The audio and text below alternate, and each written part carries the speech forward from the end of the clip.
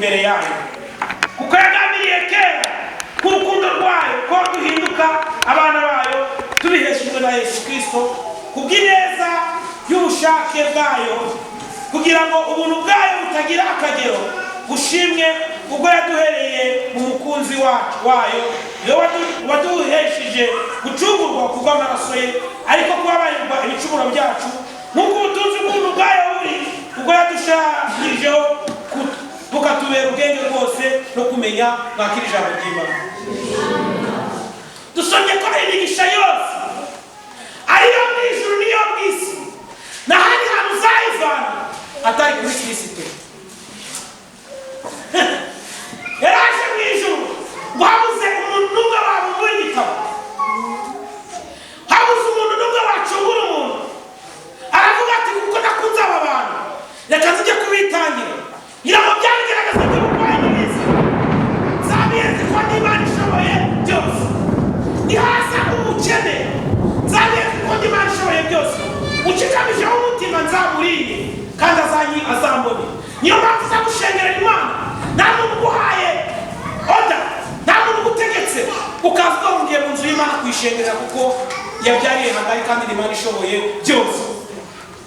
Bakristo bavana bifurije kugira ngo duharanire kumva ko imigisha ababyeyi hari imigisha batanga ku bana n'abandi, hari imigisha bitanga.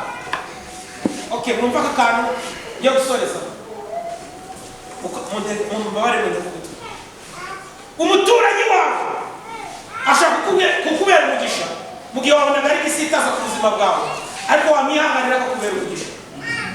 Haleluya, amen.